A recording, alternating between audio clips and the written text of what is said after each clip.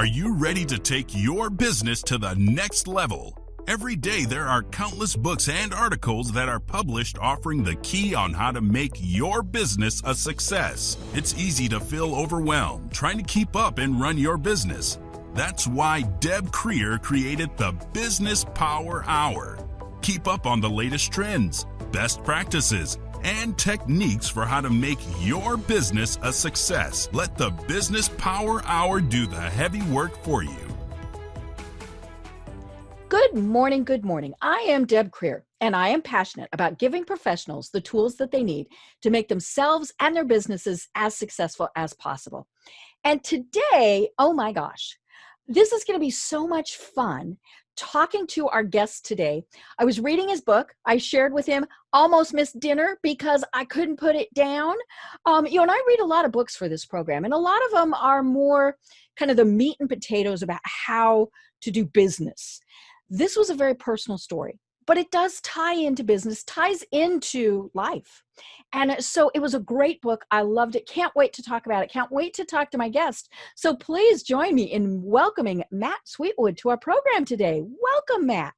Deb, wow, there was so much energy in that. I just can kind of just sit here and pull in the draft of your energy. I know. It's funny. I live now in the South, and I've had some people who've said, darling, y'all need to slow down. Well, I'm in like, Miami now, and Miami is like New York transplanted. Oh, yeah. We're like the sixth borough here, so my New York heritage we fit right in. We'll get twice as much in the program, though, because we are just sailing right along. Yeah. And this is on only one cup of coffee a long time ago. So just imagine. I'm on two. I'm cleansing it with a little sparkling water right now, as we talked about, and then I'll hit the coffee about 3/4 of the way through. You won't even know. I'll be gone so fast, just back for the coffee. Right, exactly. Like you're I can't think of the fast character. There was Road Runner. That's it. Yes. Beep, beep. So, okay. Well, obviously we're going to have a lot of fun, but let me tell people a little bit about you, and then we'll really dive into this. So Matt Sweetwood is the CEO of LUXnow, the marketplace for luxury autos, homes, and yachts. He is an internationally known professional speaker, author, and consultant. With over 30 years of entrepreneurial experience, Matt has been credited with the reinvention of the modern camera store. However, his greatest achievement is having raised five folks, successful children to adulthood as a single dad. He is a frequent TV and publication contributor and has a #1 best-selling book, Leader of the Pack: How a Single Dad of 5 Led His Kids, His Business, and Himself from Disaster to Success. So again, Matt, welcome. Wow, after that, that's it. That's it. We're done. We're done. Except we've got an hour that we have to talk. Okay. So we'll fill in some details. We'll fill in. So let's, I always have people tell us how they got to where they are today. And a great portion of that is in your book, as I mentioned. So Vanna, hold the book up. Wait. It's called Leader of the Pack: How a Single Dad of 5 Led His Kids, His Business, and Himself from Disaster to Success. Wait, I'm trying to get the look in the book. That's it. There we go. Very stoic. We got it. Disaster is probably an understatement. As I read your book, I kept thinking, oh my gosh, what's next? And the overriding theme of the book, and I love this part, is that we have to take personal responsibility. Things happen. And they really, in your case, were not good. But tell us a little bit about your background and how you got to where you are today. I really love your high-level view of the book. And what's brilliant about your analysis of the book, and I'm going to call it brilliant, is, I'm a speaker. I'm a professional speaker. I go out and I talk on lots of topics. I've talked on personal branding. I've talked on business reinvention, which I'm sure we'll get to in here. But really, at the top of the pyramid, the big issue, the big thing that is that self-reliance. personal responsibility, Right. which you caught. That's Hmm. really what the book is ultimately about, is you have all of these things happen to you, Hmm. right? You notice how I said happen to you? Right. And it's till you realize that you caused them to happen to Hmm. you. You're responsible for Right. all of that, that you can actually make a Hmm. positive difference in your life, Hmm. that you can actually improve things. And Right. I think that's really what my journey is Hmm. about continually making these idiotic, stupid mistakes, right? And not just the wrong thing and putting myself in all these places, being angry at everybody, blaming everybody. And then I'm like, wait a minute, this is your fault. Hmm. And I don't mean fault in a, woe is me Right. fault. Right. Hmm. This is like, you want to fix Hmm. this, you're going to, not only is it your fault, you're going to have to get yourself out. And Right. that's really my story. Hmm. So to answer your question, leader of the pack is really the story of how I was going through this American dream life of, the wife and the two kids and the picket fence and the dog and whatever car garage and off to work, and I make the money and the wife takes care of the kids and all that stuff. That was the plan. Right. You And know, and especially our generation, that's what right, we were told we were supposed to do. absolutely. There was no was no deviation off of that. Hmm. When I was born, I was going to college and then I was going to go into business. It was Hmm. just that was it. Right. Right. This was Hmm.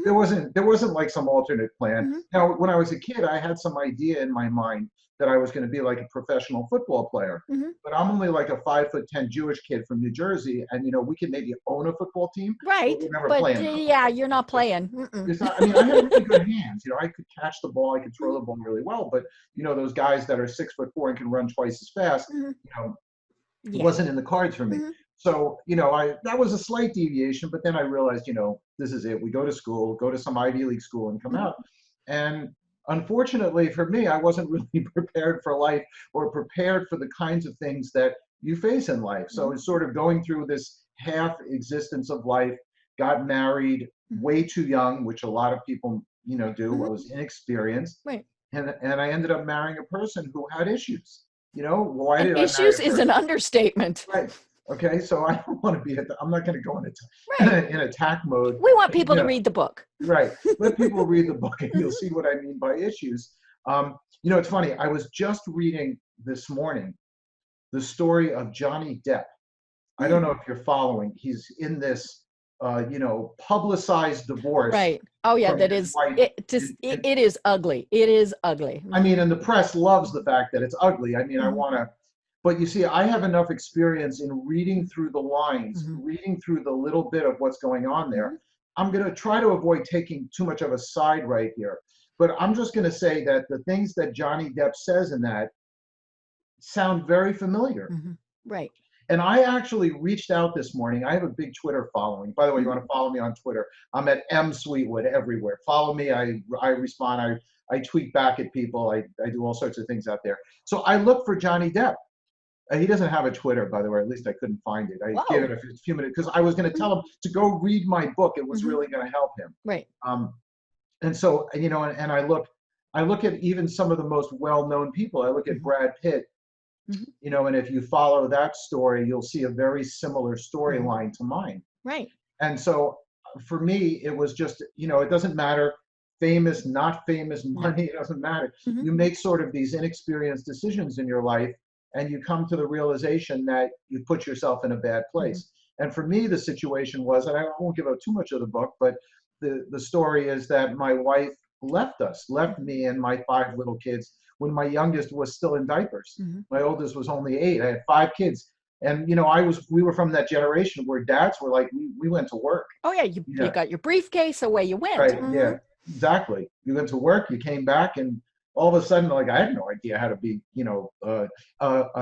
a parent in Hmm. that regard. Hmm. Sure, I played ball with my Right. kids.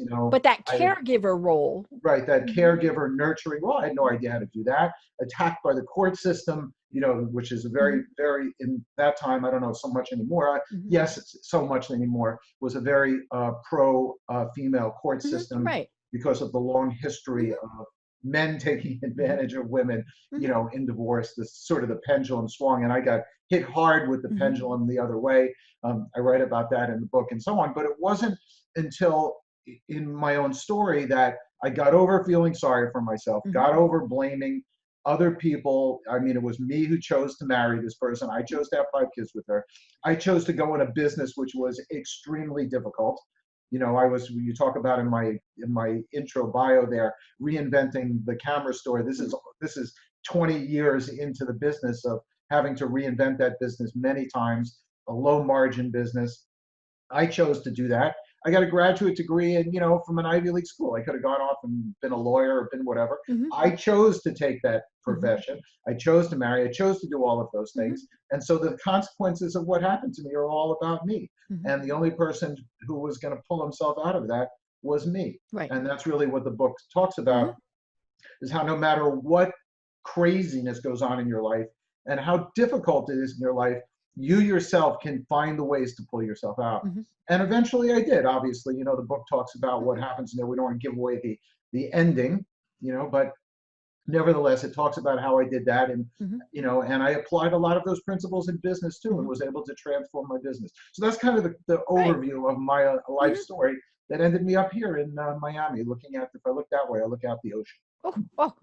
Well, and, a big part of why you pulled yourself up and out of the situation was your 5 kids, and at a time when many people would have just said, no, I'm done. I love them, but, and of course, they've turned into fabulous adults, just based on what you say. And I know you're a little biased, but they could have had some issues too. And we're not saying that everything is perfect and hunky dory and everything, but I'm guessing a big part of that is they also saw by example. They saw that you went, you know what, this is my responsibility. I'm taking ownership of this. And so then they took ownership of what they could do. Now it is very difficult when you're a child, and you mentioned in your own childhood in the book, some of the issues that were there, but we can pull ourselves out of those. And so many people, I think, just stay stuck in the self-pity party, the oh, woe is me, whether it's that, their parents didn't love them, they had bad teachers, whatever. It's how we deal with those situations. And it's interesting because I'm seeing now, especially, as we're recording this, we're in the middle of the pandemic. And, it's interesting to see the people who are blaming what's going on a variety of things. And I'm not talking about saying, oh, China, started the pandemic, all that. People are saying, well, it's the government's fault that my business went under. It's the government's fault this, it's so-and-so's fault this. Well, were there issues? Obviously. But, a lot of businesses are thriving right now because they were able to either completely pivot and do something totally different, or they were just able to adapt, and that's not to say, I feel really bad for the businesses that have gone under, for the business owners, the employees, all of those people. But it's been interesting to watch those who went, well, this sucks, but here's what we're going to do to get out of it. Let me unpack. You have so much in there to unpack. I know. There was the whole rest of the program right there. That's right. But I'm good at unpacking, right? I had to pack and unpack for 5 kids, and I had 100 employees, so you have to unpack. You have to be able to do this. I'm going to go back. First of all, I don't look at my kids with rose-tinted glasses, as they say. My kids will be the first to tell you this. They tell you sometimes I'm too hard on them. But that was a lesson that I learned way back when. Right. I talk about a really transformative moment as a parent when I stopped trying to be their mom, and I just I'm this guy from New Jersey. If you watch The Sopranos, I'm like the non-sociopathic version of Tony Soprano. Okay. So I'm, once I stopped trying to be this, feeling guilty for them, their mom left, and we have all of these problems. And I started actually being like, a kind of the rough edge dad that I am. I became a much better parent. Right. They love me for it. I love each other and all of those things. And, so I don't look at my kids like that, though. They are successful by, I would say, modern measure. They all graduated from top schools. Most importantly, for parents out there of older kids, they're all financially off the payroll. So they're taking care. They're all paying for themselves, which is nice. Thank God every day for that. you know, I think that that personal responsibility is ultimately the point you made is what they learned from me. Now, Mhm. I will tell you, there were many aspects that I was not the, I was not the parent that they feature on TV. I have You a weren't little, Aussie? no, wasn't. It wasn't a little bit of, ADHD in this guy. It was Mhm. hard for me to sit and do their homework with them and do certain things Mhm. with them. They wanted to play ball. I did that. We went to hockey games. I did that with them, took them with me. But, the old adage that kids do as you do, not as you Mhm. say. In my case, they saw me be relentless. Right. When someone asks what's the quality you is your strongest quality, I Mhm. guess it's ultimately being relentless. Mhm. So when I want something badly enough, I just don't stop. And Mhm. I looked into those little, I mean, I can almost remember the day. We're talking 20 something years ago. I looked into these little kids. There were 5 little kids, all blonde haired and blue eyed, right? I actually had blonde hair and, well, I have blue eyes still. But there was blonde hair on that shiny dome at one point. And and they're looking up at me and they're like, hey dad, what's next? Mhm. Now I could have gone and traveled off to Hawaii and become a professional surfer and been like, I don't know, Mhm. you guys figure it out, Mhm. let your mom deal with this or let somebody else deal with this, but Mhm. she wasn't going to. So it was up to me. Mhm. And I love my kids enough and I just wanted it badly enough. And so I went at what I did relentlessly. Mhm. And I have a great line from keynote talk that I give where I say, relentless people rarely fail. Right. And I think that's what my kids learned Mhm. from me. They are the one thing that's true in all 5 of them Mhm. is that they are just hard workers. Mhm. When they want something, they just go for it. Right. And I think that's the thing they learned from me. Mhm. There are other things, like I said, that I did that weren't such good parents, and I wouldn't have gotten the check marks, and maybe I had a little bit of a temper, and I wasn't always, but I loved them, and I would always Mhm. compliment them, and I was present, and I did a lot of things Mhm. right. And I think, as you pointed out, that's the kind of things that children Mhm. take from you. Right. And to me, looking back, I had a lot of guilt. I'm going to be honest with you. I thought I was a bad. First of all, I had a lot of guilt because I married a woman. You married a woman who leaves their children. You Mhm. take a little bit of that responsibility on Right. yourself, and Mhm. I talk about that in Mhm. the book to some extent. And then I also had guilt because I thought I was just kind of a crappy father because I didn't do this and didn't do that. But we're result-oriented society. Mhm. My kids are all like Right. superstars. So Mhm. either it was me or God or a combination of both. I don't know what it was or something, or maybe good genes from the other side. I don't know. But in any event, the kids all turned out good. Now, let me sort of pivot to what you said about businesses in COVID. Mhm. My business, I was running an electronics business, Mhm. and we were a seller of film, for those of your audience that remembers photographic film. Right. It You know, came in those little plastic containers that I love the little containers. How many of us are still using them to hold screws and things like that? exactly, right. So my business, not only that, not only did it sell film, we had a 5 share of film. We sold 5% of rolls of film sold in the United States Mm. at the end of the 90s. And Wow. not only that, we sold small stores. Mm. So we sold a product that just fell off a Mm. cliff. And I know before we got on, we talked a little bit about what Kodak didn't do to reinvent itself and Mhm. so on, which is really interesting.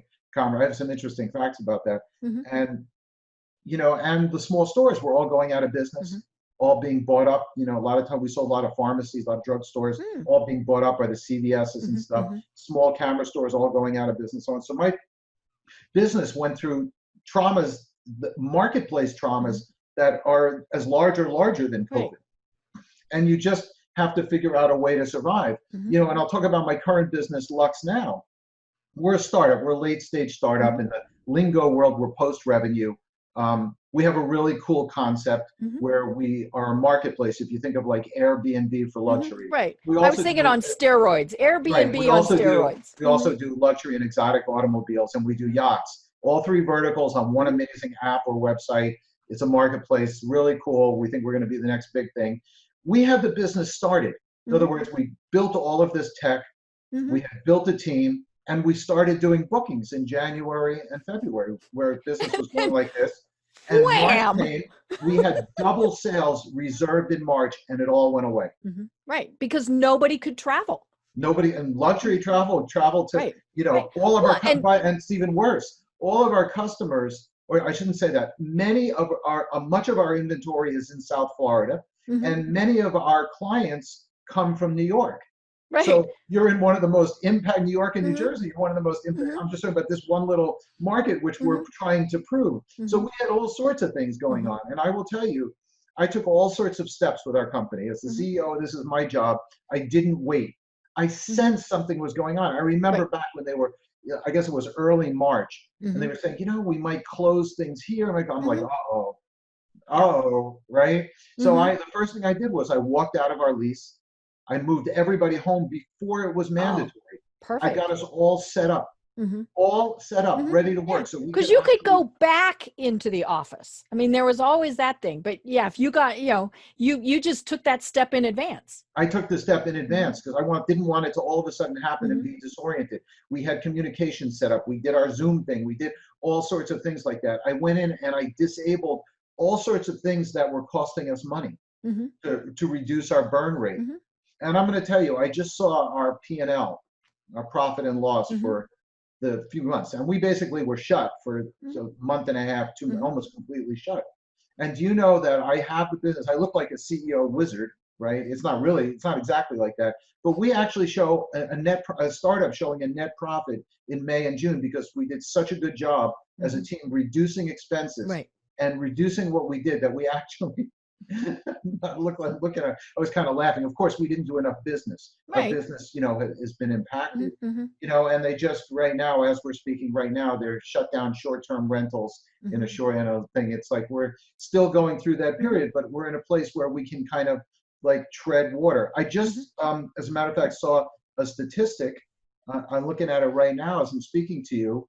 And the industries with the highest rate of unemployment are leisure and hospitality. I'm Mm-hmm. looking at it right now with a Right. 29% Mm-hmm. unemployment rate. It's the Mm-hmm. number one impacted Mm-hmm. industry. Yep. And I happen to be in it. So even in that case, Mm-hmm. we were able to do a good pivot. And also we're fundraising, and in this Mm-hmm. environment, fundraising is extremely difficult. Everybody's kind of, let's see what happens kind of circumstance. But this is once again to the point of Mm-hmm. self-reliance, right? It comes down to, we could have just sat there. Right. I'm not happy about what's going on. My business Mm-hmm. is not growing. It's not Mm-hmm. doing the things, but we're doing things to try to Mm-hmm. get through this. And Right. once again, it's all on me. I'm not waiting for the government. Mm-hmm.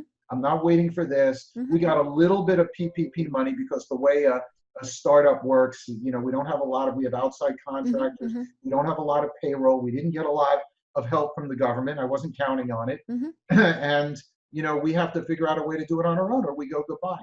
And you Right. know something? To finalize this point, I want to be successful Mm-hmm. badly enough to work at this relentlessly Mm-hmm. so that we don't fail. Right. Relentless people rarely Mm-hmm. fail. Right. And they do make mistakes. We all make mistakes, Mhm. but the key is to learn from them and hopefully never repeat them. Every once in a while we do kind of make the same mistakes and we're like, doy. But Yeah. and so, but it's like, okay, so we did that. What are we going to learn from it? And let's go on.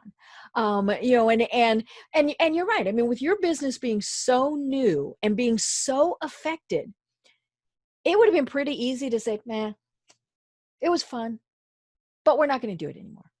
Or we're going to wait and see what happens in a couple years. But you just kept at it. And that is, as you were saying, that's the relentless part.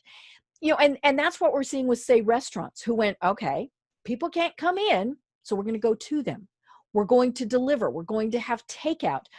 There are some places here in Atlanta that have actually physically transformed part of their building to have takeout windows like you would at a fast food place. Yep. I've seen it here too. And so they're going to continue with that because they're like, wow, people like this.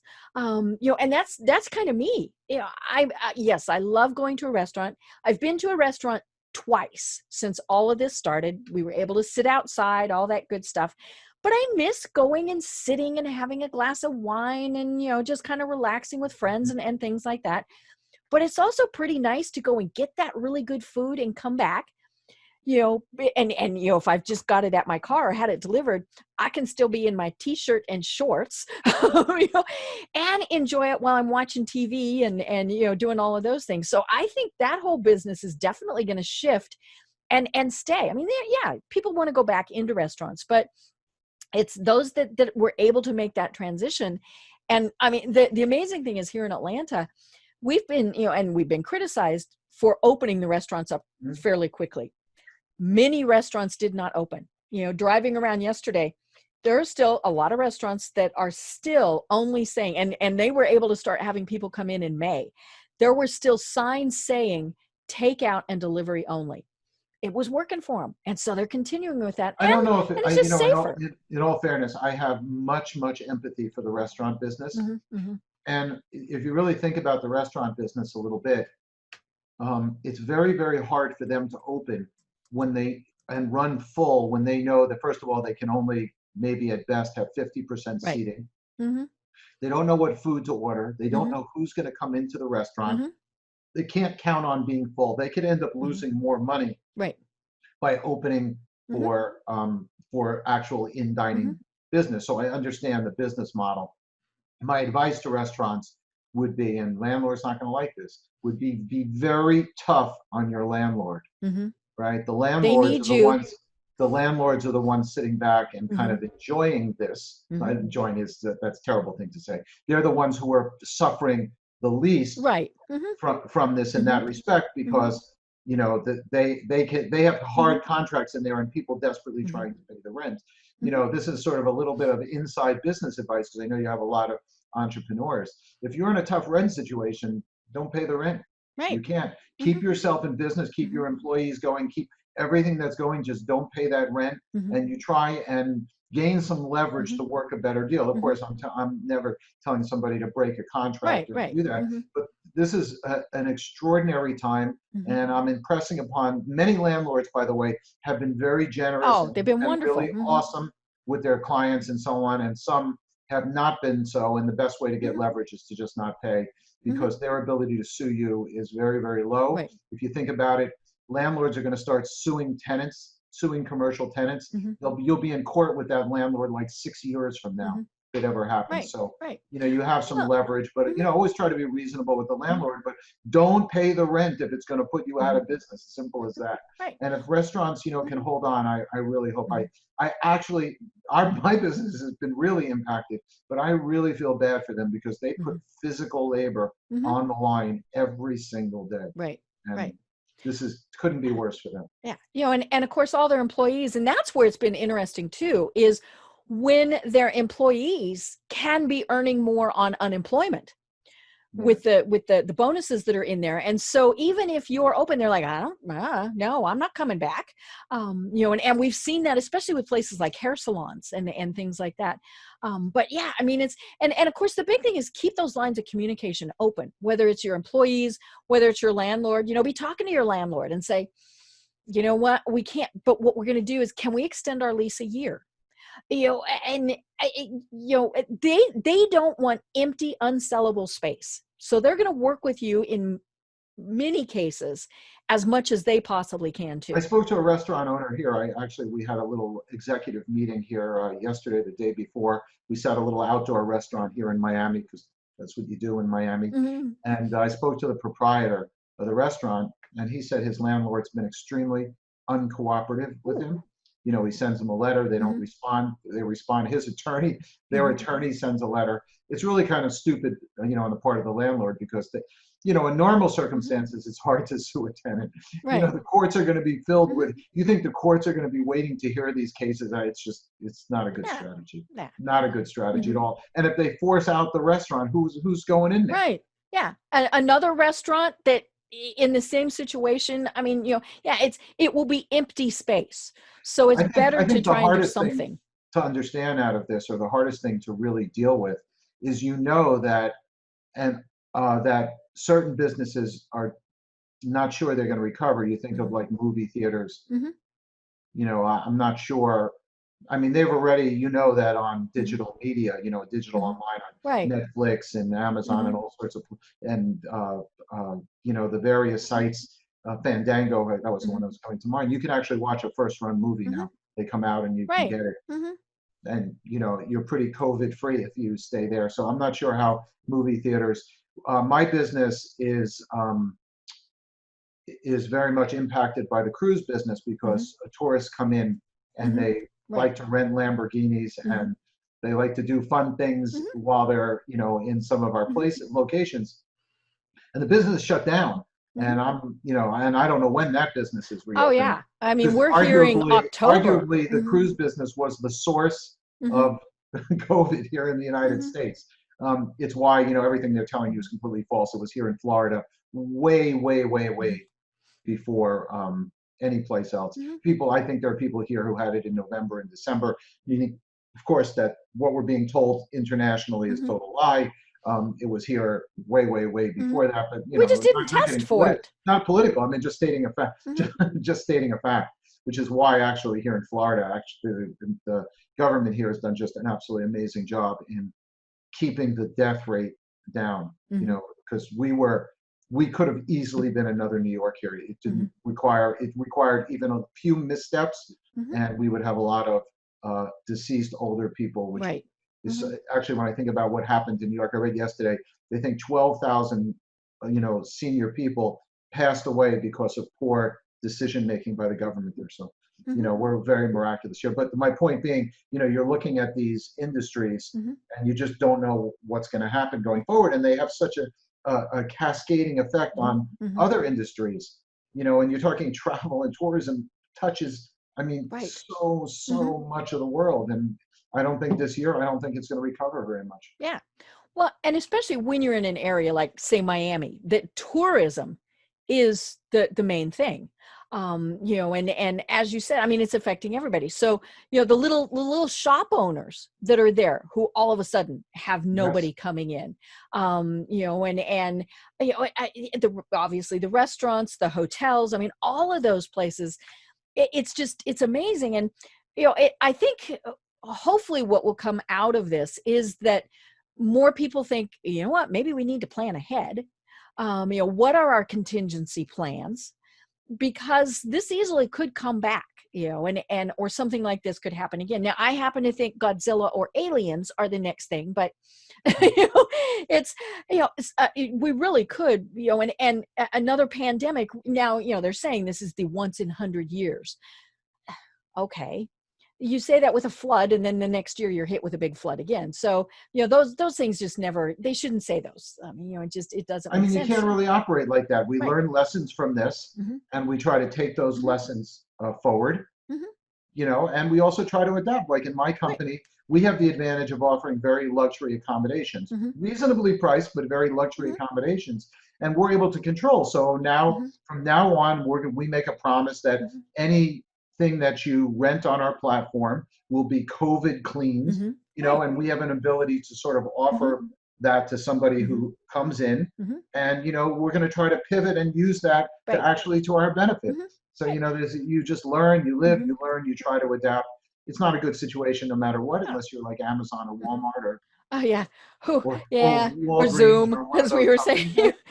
Yeah. But like one of the good offshoots are, say, cleaning companies. I was talking to someone the other day who does business cleaning of office spaces, and he Yes. said, they've always been at the high end of their processes, and he said they really haven't had to change much to add because they were already doing a lot of those Yeah. things. But he said, they've stepped it up. But what they've done is obviously they have promoted it more and said, hey, we're already doing this.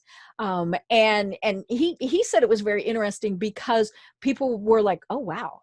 But because they'd already been doing it, it was already built into the cost structure.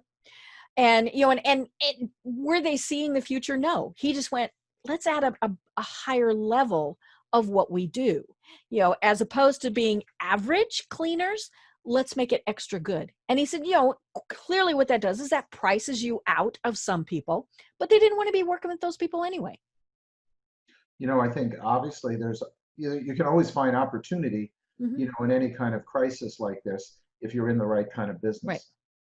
But and restaurants also, some of them will be able to adapt, Hmm. getting back to the restaurant business or even the travel business Hmm. will be able to adapt. Though you see some companies actually not doing the right thing, and I look at like American Airlines, Oh. they're trying to pack their flights again and stuff. I just think that Hmm.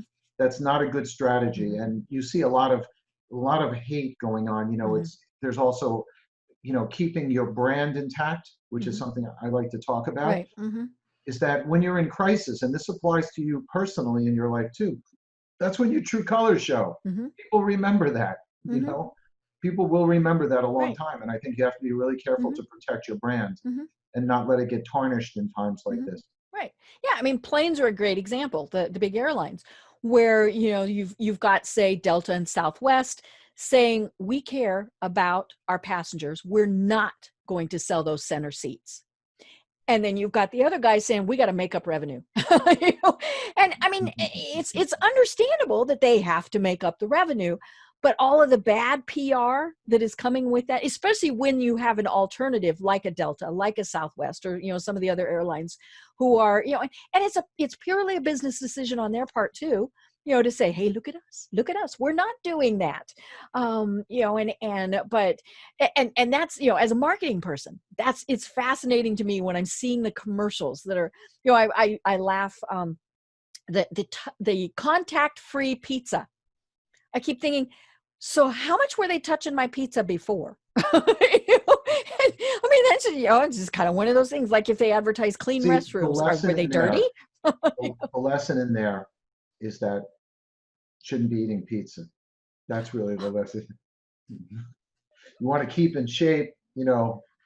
I hate to tell you, I'm sorry, pizza. No, I know. I'm Yeah, Jersey. We have the best pizza. I'm from Jersey. We have this the is best true. pizza in the This world. is true. Okay, Mhm. so A splurge every once in a while is okay. yeah, I agree. I agree. You know, Of course, you but can't yeah, have I a mean, a lot of the advertising, you know, where they're saying, you know, they've stepped up all of these things, and I really have been thinking in a lot of those cases. So does it mean it wasn't clean before, or, you know, a variety of things like that, and of course it's marketing, you know, and which is what we do, but it's exactly as you said, it's the brand. You know, what do you want to be known as coming out of this? What The I people find that interesting, sucked you dry, or the people that were friendly and helpful? you know, from a branding perspective, what I find interesting is it used to be somewhat taboo to talk politics as a brand. Hmm. And I find it very fascinating today to see, for whatever reason, panicked reasons, many corporations are taking political stances. Hmm. And I find this nuts Right. because while they get a percentage of Hmm. the population cheering them on Hmm. and saying, yeah, Hmm. there's another silent percentage of the population that are remembering that Right. and being like, this Hmm. is really painful for us that you're doing Hmm. this. Now, they don't feel that right away, but the long-term effect on the Hmm. brand is really, Right. it's Hmm. just a Hmm. huge mistake. Right. And this is my shout out to all the other CEOs out there. We all have our political beliefs. Hmm. We all believe what's right and wrong. We all either, you know, think what's happening today Hmm. is okay or it's awful. But Hmm. nevertheless, you as a corporation taking that moralistic position, I need to get behind this, Hmm. is a mistake that your Hmm. shareholders, your board of directors, and the people you Hmm. answer to are not going to appreciate when you lose market Hmm. share and tarnish your brand because Hmm. there's a bunch of silent people not talking about it who you've really Hmm. upset. Right. So, and I give a talk on personal branding all the time. And this is because I built a big personal Hmm. brand myself. And I always say to people, don't do the politics thing. Hmm. You're Right. going to get a whole mess of Hmm. people who think you're amazing and a whole mess of people that are going to hate you. Right. And Right. that's not the goal, unless you're in politics. If you're in Hmm. politics, go for it. Hmm. But when you're running a Right. corporation, and I just look at some of these companies and what they're doing and the things they're saying, and I'm Hmm. like, they are causing pain on a significant amount of Hmm. the population, one way or the other. Hmm. And I just view it as crazy mistake. Hmm. Stick to your business, talk about your business, talk Right. about how you can help Hmm. people, talk about that's great. You know, we're all in this COVID thing together. You want to talk Hmm. about how your business has Hmm. adapted to this, how you're making it safer. That's all really good. Once you step out of that range, Hmm. you are just fellow CEOs, don't do it. Actually, Right. do it. It's really good because they'll just steer more business to Unless you're my Elon Musk. Holy right. schmoly. Some of the things he says, I'm like, "Oh, okay." And I'm sure, We have and an you know, his stock will dip a bit, but we then have he an goes back up. expression. We have an expression. Okay, he has what's called, and there's two letters. The second one's you, Hmm. money. Hmm. Okay, Oh, yeah. And when you're in that position and you can sort of get away with that kind of Right. thing. And he's, his consumer brand is in a sort of a stripe, so he has a little bit more latitude. Right. And I don't think he cares. No. You see, there's a difference once you don't care anymore.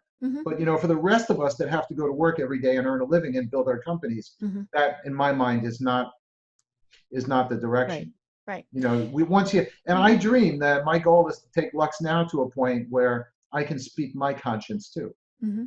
I love this country, and sometimes things go on here that I don't like, but I want to be really careful because I don't want to jeopardize my company. Right. And I'm thinking of your audience, which has business people and entrepreneurs. And my heavy advice to them is stay out of this. Right. Just completely stay out of it, particularly with a corporate voice. Personally, sometimes you can get away with it a little bit, but in your corporate voice, just keep out of it. Right. It's never going to, in the end, it will not benefit you. Right. And of course the big hot buttons right now is the race issue, and then politics. I mean, true politics. We have a presidential election coming up, and it's been interesting. I'm on Facebook quite a bit, and there are businesses, there are people who have posted who I will no longer, and this has been happening for more than just the last 4 months, but they will post and they will say things that I'm like, you know what? That is so different than what I believe. Not that it's right or wrong. It's just different from what I believe, but I won't do business with them. And that's where the problem comes in, where, they're supporting X political candidate or Y political candidate, or, this issue, that issue, whatever it is. And, and they're so forceful about it, that, and more importantly, when they do things like say you're an idiot if you believe that way, all these various things. There was somebody here in Atlanta that I was in a networking group with. We're never going to meet again. I mean, are we ever really going to have networking groups again? But anyhow, this way, we're going to do them on Zoom. I know. As a matter of fact, I'm giving a speech to a big networking group, thousands of worldwide members. I love it. In 2 weeks, cool. It's going to be Yep. on Zoom. Oh yeah. And you don't have to wear pants. What a deal. But yeah, this person, very, very good at what he does for his business. But what he posts on Facebook is just so bleh. And it's funny because in a lot of ways, I actually believe the same way, but the way he posts it. And so I stopped going there, but more importantly, I stopped referring people to him. Of course. That's the point we're making, is that it's this unseen damage to your brand. You can't measure it. Right. Yeah, because I didn't want to jeopardize my reputation by referring to him. That's right. So that's definitely an issue. And, I get asked, I'm on interviews a lot, and people ask me, I was on the last podcast I was on. In fact, the host actually asked me whether she believed that there was white privilege or whether I had white privilege. And I said to her, well, we're on a business podcast. This is a business podcast. I'm, that's a personal belief. I don't really, and she kind of pressed me. And I gave my answer to her was, look, I'm not qualified to answer that question. Right. She didn't like that answer.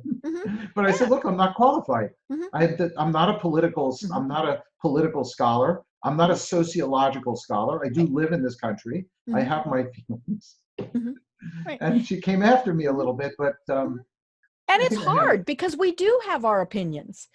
But there's a place to express them and a place to not express them. I just basically refuse to answer the question because it's not the forum. I'm sort of making the larger point. It just, if I go on a political podcast, then I expect to get asked questions like that. But it's sort of like nervy in my mind to ask me that kind. By the way, she liked me at the end. She said something just amazing. She said, "You're like the most interesting man in the world" at the end. So I think I won her over at the end. In any event, but I'm just saying, I just don't like that discussion. I just don't think from a brand perspective, and once again, I'm shouting out to your audience, in a business environment, just keep away from it. Just avoid it. You can have your opinion. You can go donate money to whoever you want. You can go riot in the street if you want. That's your choice. You can go do whatever you want to do. You can go to a Trump rally. You can go to whatever. Just keep it out of your business. Right. And and if you don't then just be aware that there are consequences. That person that I was speaking about, he asked me one time, he said, do you think it costs me business that I post on Facebook? I said, it's cost you my business. And I said, now, and I said, but it's obviously something you feel very strongly about. So, if you, and we all have that, and which yeah. is fine. Mm-hmm. Yeah, I do and that. so I have it's, I have a particular issue that if you go there, you're gone. right. That's it. Well, and it comes back to what we were saying at the very start.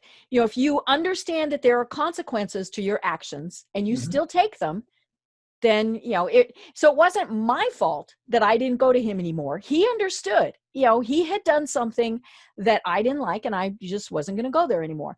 And so he took responsibility. He said, you know what? Okay. And so that it does come back to that. I mean, if we say things that inflame people, then that's, it's our responsibility to, and I always tell people, it's important to be authentic to yourself. But again, there's a time and a place. I always say, and I always appeal to people, they're like, but you don't understand. They're destroying the country. They're doing this. I'm like, okay, let's say you're right. I'm like, do you think your post is going to change their mind? The only thing that's going to happen with your post is you're going to piss somebody off and hurt your business and hurt the people working with you or for you. Right. And ultimately your family when you take home less income. Right. And I tell people, when if I send them a friend request, I say, I'm never going to post anything that's controversial. I said, my mother looks at my Facebook page every day. And, but more importantly, my clients do. And, and I'm just not going to post anything where they're going to say, hey, we don't want to do business with you. That said, if they were to do something that I just couldn't ethically be a part of, then I would, and so it gets complicated. It but does get complicated. We're in I heard a saying, we're in an election year, meaning that everything that happens is about the election. Everything. It doesn't matter. If it rains twice on Saturday, it's because of the election. Oh yeah. And COVID will go away the day after the election. Or something like that. Right. Absolutely. There will be an absolute change in the status of COVID, whatever that means. See, I'm going to say it more diplomatically. There's going to be a change in the status of COVID on November, 5th it is. Yeah. Well, and part of that, it will actually be the media will cover it differently. And one way or the other. I mean, that's the thing. But but I think that's one of the things too that people, and especially the media, are falling into the traps of, is having to respond so quickly. And having, and I think that's why a lot of businesses get themselves in trouble, is they think, oh my gosh, I have to jump on that bandwagon. I'm old school PR, where, yes, there are things you have to deal with. I mean, there are, just Look, time, but sometimes it goes away. We have the attention span of gnats. There is a rule in business. Okay. And I, once again, this is from one of my talks and I'll give away a little one of my big nuggets right now, is there's a saying, and I'm sure many people have heard it before, many of your listeners: never send an email when you're angry. Oh, yes. Never, ever, ever, ever. I mean, there's never an exception to this. Okay. You never send an email when you're angry.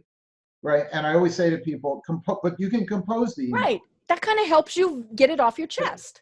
Compose the email, let it sit in your drafts folder. Go have a draft, okay?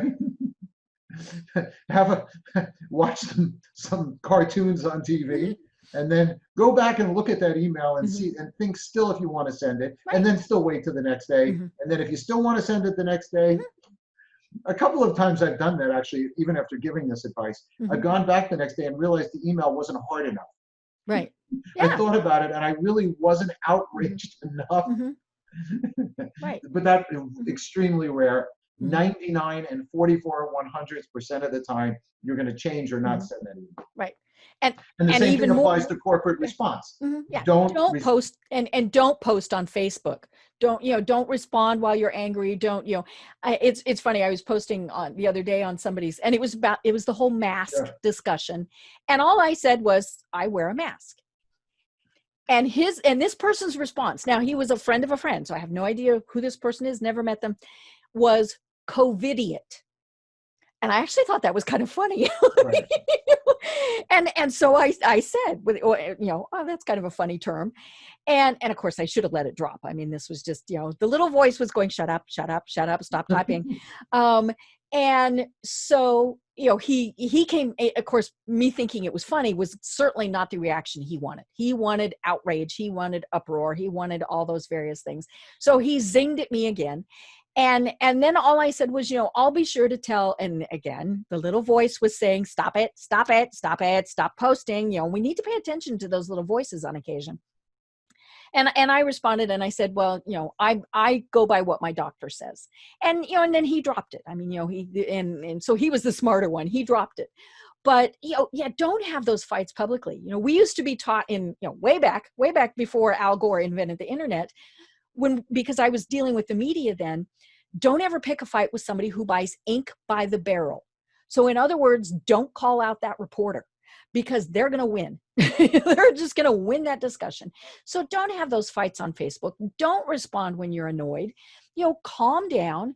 And most of the time, you're going to have a much better response, even if it still has to have some anger in it. I agree completely. Right? Patience is the key to success.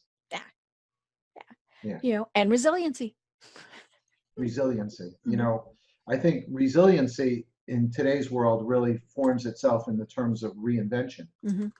We're in a time when, we used to say back in the 90s, that's 1990s, not 1890s. I don't want people to be confused. Back in the 1990s, we would always have sort of this talk. You'd ask somebody how their business was going, and they would say to you, well, we were kind of flat year to year, but, we're okay. And when you would hear that little voice you were talking about would go off in the back of your head, oh, he's in trouble. Because it used to be that if your business wasn't growing, the economy was always sort of, was expanding, more people being born, more things, just continuous expansion of the economy. If your business wasn't growing at least at that rate or more, you're in trouble. So we'd say if your business isn't growing, it's dying. But something happened during Y2K and as we moved into the internet age, and the rapid pace in which things happen, whether we can argue whether they happen by chance or because it's made to happen, we don't get conspiracy theories, but events happen so quickly now that it's no longer good enough to say I'm growing my business. In other words, sales are up 5% from this year to next year. You have to reinvent your business on a continuous basis. And if you're not continually looking at reinventing your business, I guarantee you are going to hit some very, very hard times and may not survive them. So this is another sort of thing I reach out to when I talk to other entrepreneurs, I talk to business people. I say, right now, even if your business is doing the best it's ever been doing, look at how you can reinvent this business and pivot it to do something else or something new or something bigger. Because I promise you, market conditions, COVID, whatever, some bomb is going to drop and you're not going to be prepared for it. So you should always be looking ahead. It's kind of like racing a car. I race cars, kind of do it for a hobby. You become a more effective driver when you can look further. The further you look down that track, the better driver you're going to be. And that's true when you're running a business, to make sure to look ahead and continuously work on reinventing your business. We talked about Kodak before, and there's some crazy stories about the Eastman Kodak Company, which was a Fortune top 5 or 10 company. They were one of the largest companies in the world, a gilded company. And I was actually in the CEO's office when they showed us this gradual decline, early 2000s. They said film was going to go like this nice, slow, smooth slope, gradual hill, like we have in Florida. No hills, they're all kind of gradual. And sure enough, 2008 film just fell off the cliff. 2012. Because these little things started. Yeah, that's right. 2000, well, it was digital cameras to start with, not even That's those. true. That was That was digital cameras. That was the final, pounding on them. And camera sales, digital camera sales took over. 2008, film just went completely away. But the amazing part about that story is, woe is Kodak. They invented the digital imaging sensor and the digital camera. They invented it, but they held it because they didn't want to cannibalize or affect the cash cow their of their own business. It is the classic story. Right. of failure to reinvent when you're at your peak, Mm-hmm. Mm-hmm. and that resulted in ultimate failure. Right. And I'll tell you another little interesting sort of karmistic thing. 3 months to the day that Kodak, almost to the day, I don't want to say exactly today, it was essentially 3 months from the day that Kodak declared bankruptcy, Facebook bought Instagram for $1 billion. Wow. So you went from this one company which had this big photo sharing service and film and Mm-hmm. everything, out of business into the new media. That Mm-hmm. transition in the same year is just so Mm-hmm. startling, Right. because Kodak could have been Instagram. Mm-hmm. Kodak could have been the leader in the digital market, but they Yep. didn't reinvent themselves. They Mm-hmm. couldn't do it. So Oh yeah. that's my parting words, as I know Mm-hmm. we're getting to the end of Mm-hmm. our time, to business owners out there, is look Mm-hmm. right now, while you're sitting in your home office like we all Right. are, Mm-hmm. you should be thinking about that business, Mm-hmm. how I'm going to reinvent Mm-hmm. that business, even if you're doing well. Mm-hmm. Right. Yeah, because nothing stays the same. I mean, what do they say? Change is the only constant. And that's true. For good and bad, things change. Technology is, of course, one of the big driving factors in that. Just ask Barnes and Noble. But yeah, it's and personally, I always want to be thinking about what's next. And maybe it's out of a boredom thing. Well, this is boring. I'm getting kind of bored with this. So what's next? But it's kind of, for me, it's fun to think, okay, what is next?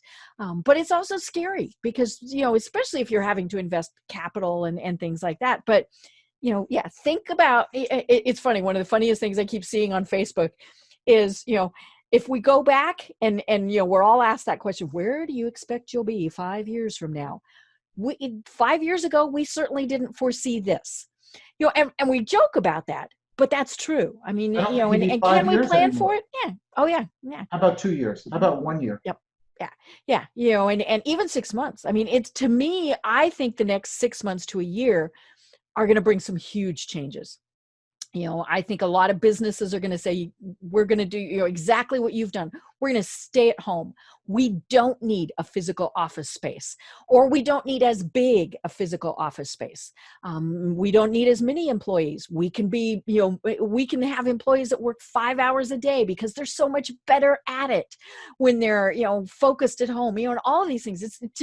I can't wait. I think it's just going to be very cool to see what all happens. Let's hope. Yeah. Let's hope it's going to be very cool. I know. No second wave, no aliens, no Godzilla. Exactly. Matt, this really has been wonderful. And so tell people how they find you and connect with you online. Okay, I am easy. I was one of those early, I had hair when I went on social media to start with. So I was an early adopter. I am M. Sweetwood everywhere. Twitter, Cool. Facebook, Instagram, LinkedIn, everywhere. My website is msweetwood.com. LUXnow, LUXNOW. You can learn about that. And of course, my book you can find on Amazon and everywhere. Leader of the Pack. That's me. As you were so gracious to point out, it's a pretty fast read. And but it's a please good reach read. out to me. I love when I'm on these shows and people reach out to me. I write, I connect back with everybody. It really means a lot to me. And thanks for having me on. I love it. It's been great. So do you have any final thoughts to leave everyone with? I'm going to leave you with my personal slogan, which is just want success badly enough. Just want it badly enough. If you're relentless, you will not fail. Be relentless. Don't let anything deter you from success. I love it. Well, I've been having an absolutely delightful time talking with Matt Sweetwood. See, I don't know what I just have a problem with your name today. Matt Sweetwood. I'll be Max. I'll be anything you want. Okay. Just don't call Send you the late for check. dinner. One of those Trust things. me, I'll cash that check whether you write Matt or Max. This is true. So I've been having a wonderful time talking with Matt Sweetwood. I'm Deb Creer. And until next time, everyone have a great day. Tune in for our next program for even more trends, best practices, and techniques for how to make your business a success. The Business Power Hour, hosted by Deb Creer, is proud to be part of the C-Suite Network.